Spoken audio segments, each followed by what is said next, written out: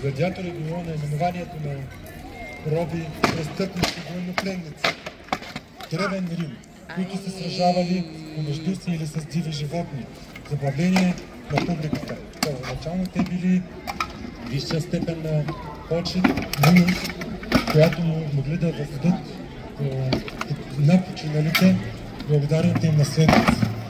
Впоследствие, през първи век, през новата ера, Юлий Цезар изправил един срещу друг 320 двойки и гладиатори. В амфитеатърът, построен специално за целта. Почти всеки римски император се опитвал да надмине по грандиозност битките на предишните императори. Това обаче приключва в края на 4 век, когато започнали да се забраняват старите богове и съответно гладиаторските битки.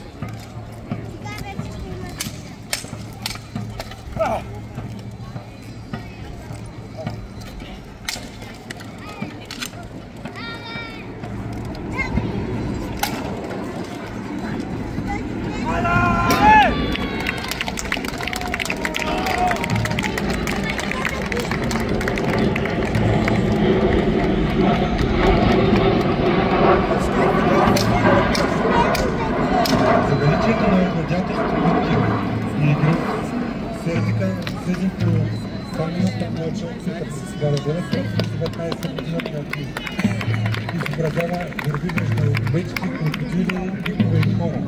Смятаме, че това е било своеобразна, своеобразен афиш за гладиаторски борби.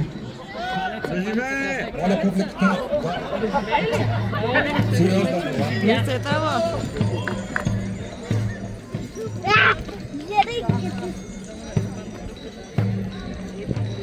Публиката е напълно свободна да подкрепя своите... Не се давай! Мисля, че това беше... Край! Бързо решен и безмилостен. Аплодисменти за Рафа.